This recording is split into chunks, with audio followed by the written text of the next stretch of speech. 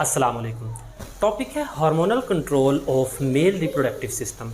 अब male reproductive system के अंदर स्पर्मेटोजेनेसिस का प्रोसेस और फिर स्पर्म की ट्रैवलिंग का जो पाथवे है उसको हम डिटेल में देख चुके हैं। अभी हम देखेंगे कि मेल रिप्रोडक्टिव सिस्टम को कौन से हार्मोन्स कंट्रोल करते हैं, वो कहाँ पे पैदा होते हैं और किस वक्त पैदा होते हैं। अब देखें, फीमेल के अंदर जो एग प्रोडक्शन का अमल है वो तो बर्थ से पहले ही within the female body जब बच्ची होती है तभी से एग प्रोडक्शन का अमल प्रोसेस शुरू हो जाता है। लेकिन मेल के अंदर स्पर्मेटोजेनेसिस, स्पर्म बनने का प्रोसेस प्यूबर्टी यानी बलूगत की उम्र के बाद, यानी जब बलूगत होती है तब वो शुरू होता है।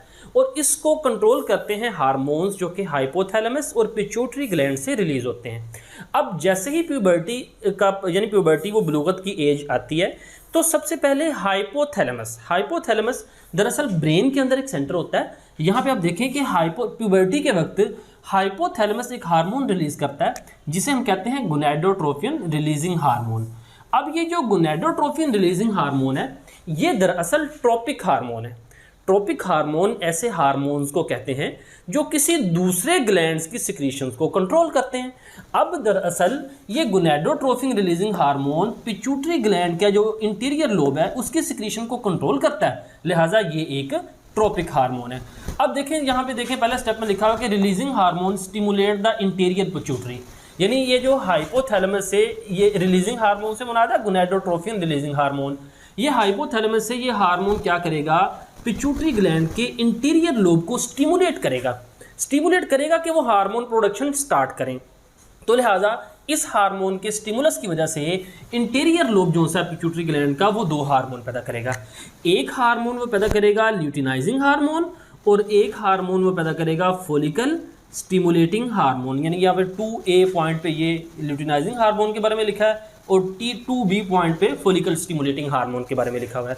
अब ये जो इंटीरियर पिट्यूटरी ग्लैंड से ल्यूटिनाइजिंग हार्मोन पैदा हुआ है ये आगे स्टिमुलेट करेगा इंटरस्टिशियल सेल को। क्या स्टिमुलेट करेगा कि इंटरस्टिशियल सेल टेस्टोस्टेरोन बनाए। अब इंटरस्टिशियल सेल किन्हें कहते हैं, देखें यहाँ पे आपको क्रॉस सेक्शन नजर आ रहा है सेमिनिफरस ट्यूब्यूल्स का। सेमिनिफरस ट्यूब्यूल्स हम जानते हैं कि टेस्टिकल्स जो हैं वो सेमिनिफरस ट्यूब्यूल्स से बने होते हैं और सेमिनिफरस ट्यूब्यूल्स के दरमियान में जो खला है, दरमियान में जो स्पेस है वहाँ पे जो सेल हैं वहाँ उन हिस्सों को हम कहते हैं इंटरस्टिशियल सेल। यानी यहाँ पे देखें ये सेमिनिफरस ट्यूब्यूल का अंदरूनी हिस्सा है, ये उसकी बेसमेंट मेम्ब्रेन है और यहाँ पे ये जो सेल हैं ये होते हैं इंटरस्टिशियल सेल और इन्हीं को हम लीडिंग सेल्स भी कहते हैं।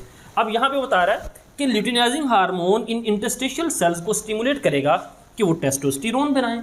अब टेस्टोस्टेरोन का एक काम तो ये है कि ये स्पर्म प्रोडक्शन में हेल्प करते हैं और दूसरा इनका अहम काम ये है कि ये सेकेंडरी सेक्स करैक्टर्स पैदा करते हैं।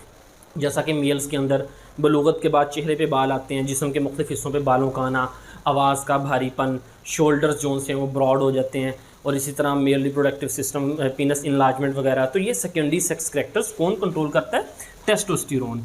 और दूसरा जो हार्मोन है फॉलिकल स्टिमुलेटिंग हार्मोन, ये हार्मोन स्टिमुलेट करता है सेमिनिफरस ट्यूब्यूल्स को।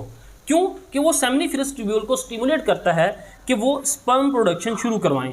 अब सेमिनिफरस ट्यूब्यूल जैसा कि मैंने बताया कि जो टेस्टिकल्स हैं वो सेमिनिफरस ट्यूब्यूल से बने हुए हैं। ये सेमिनिफरस ट्यूब्यूल्स आपको उसका क्रॉस सेक्शन नज़र आ रहा है, ये सारे का सारा। तो सेमिनिफरस ट्यूब्यूल्स क्या करती हैं, स्पर्म प्रोडक्शन स्टार्ट कर देती हैं। तो ये स्पर्म प्रोडक्शन भी शुरू हो गई, टेस्टोस्टेरोन की प्रोडक्शन भी शुरू हो गई। अब जो टेस्टोस्टेरोन है ना ये क्या करता है, ये नेगेटिव फीडबैक मैकेनिज्म का प्रोसेस करता है। देखिए एक होता है पॉजिटिव फीडबैक। पॉजिटिव फीडबैक कहते हैं एक केमिकल रिएक्शन जिसमें बनने वाली प्रोडक्ट उस केमिकल रिएक्शन को स्पीड अप करे, यानी जितनी प्रोडक्ट बनेगी उतना केमिकल रिएक्शन मजीद बढ़ेगा, उसे हम कहते हैं पॉजिटिव फीडबैक मैकेनिज्म। जबकि नेगेटिव फीडबैक मैकेनिज्म कहते हैं कि एक केमिकल रिएक्शन में जो प्रोडक्ट बन रही है वो प्रोडक्ट उस केमिकल रिएक्शन को स्टॉप कर दे, तो इसे हम कहते हैं नेगेटिव। ये हम होम्योस्टेसिस के चैप्टर में बड़ी डिटेल में फीडबैक मैकेनिज्म के टॉपिक में देख चुके हैं, उसको भी एक दफ़ा विजिट कर लीजिएगा। तो यहाँ पे देखें, यहाँ पे भी आपको पॉजिटिव फीडबैक, ये जो पॉजिटिव का साइन है इससे मुराद है कि ये जो रिएक्शन है ये पॉजिटिव फीडबैक है, क्योंकि हाइपोथैलेमस से जो gonadotropin releasing hormone interior pituitary gland को स्टिमुलेट कर रहा है कि वो अपने हार्मोन पैदा करे। तो ये जैसे जैसे हार्मोन पैदा होंगे उतना पीछे से ये गोनाडोट्रोपिन हार्मोन भी ज़्यादा बनेगा और अगले ल्यूटिनाइजिंग और फॉलिकल स्टिमुलेटिंग हार्मोन भी ज़्यादा बनेंगे। इसी तरह आगे ये भी और ये भी पॉजिटिव फीडबैक मैकेनिज्म है। लेकिन टेस्टोस्टेरोन क्या करता है, ये नेगेटिव फीडबैक के तौर पे काम करता है। मसलन टेस्टोस्टेरोन की ख़ास मिकदार चाहिए। अगर टेस्टोस्टेरोन ने सेकेंडरी सेक्स करेक्टर पैदा करने तो एक ख़ास मिकदार चाहिए।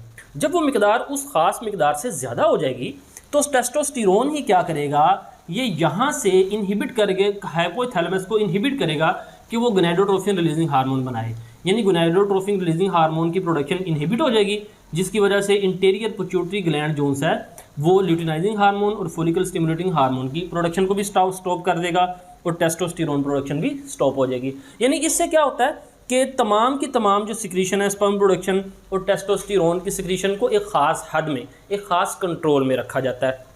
तो ये नेगेटिव फीडबैक है, क्योंकि देखें ना ये जो प्रोडक्ट है इसने उस रिएक्शन को स्टॉप कर दिया।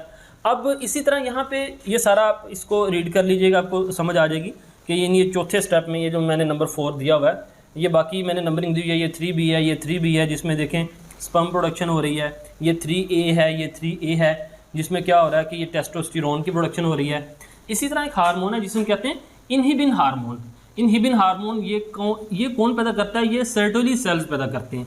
सर्टोली सेल्स इंटरस्टिशियल सेल्स के दरमियान होते हैं, जो कि सेमिनिफरस ट्यूब्यूल्स के दरमियान होते हैं, सेमिनिफरस ट्यूब्यूल्स के अंदर होते हैं। और ये क्या करते हैं, ये डेवलपिंग जो स्पर्म होता है उसको न्यूट्रिशन फराहम करते हैं। तो ये सर्टोली सेल्स इनहिबिन हार्मोन पैदा करते हैं और ये इनहिबिन हार्मोन भी स्पर्मेटोजेनेसिस के प्रोसेस को अंडर चेक रखता है, यानी उसको कंट्रोल करता है, एक ख़ास मिकदार में स्पर्मेटोजेनेसिस के प्रोसेस को चलाता है। तो ये था hormonal control of male reproductive system. मिलते हैं अगले लेक्चर के साथ। सुब्हानकल्लाहुम्मा व बिहम्दिका अशहदु अल्ला इलाहा इल्ला अंता अस्तगफिरुका व अतूबु इलैक।